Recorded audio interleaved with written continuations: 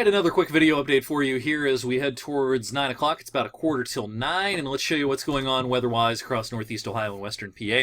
It's still windy out there. We gusted up to 30 on the roof here at the station a little while ago, and we're gusting to 28. At the airport in Vienna, 35 in Cleveland, 31 mile per hour gust in New Philly. But of course, we want to focus mostly on the rain here. First, a broad view, our low pressure system crossing the Detroit area right now. It's dragging a cold front east and also dragging a pretty good looking line of heavy showers east. Now, the rain so far has been pretty light across the valley, and that continues to be the case. It gets a little more moderate as you head over into the Alliance area up towards Kent and Ravenna as well. But as I zoom out and show you this kind of main line, and as I've been talking about this evening, there's no lightning and thunder with this.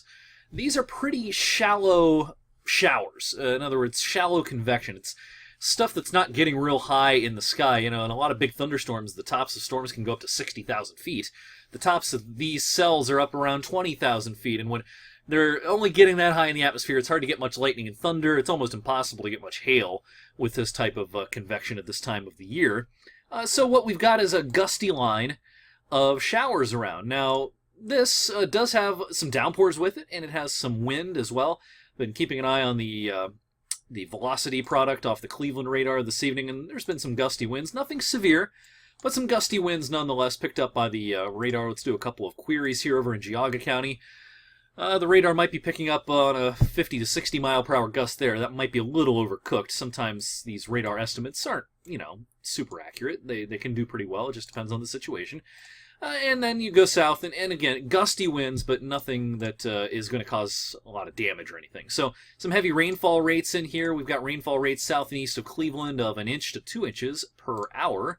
Let me zoom back out and show you a loop of things here. This is all moving to the east at roughly 35 to 40 miles per hour. So what we can expect as we go through the evening is more light rain until this main band pushes in, and then I think the rain will get heavier. You'll notice the wind picking up once again, and let's do a quick storm track for you here.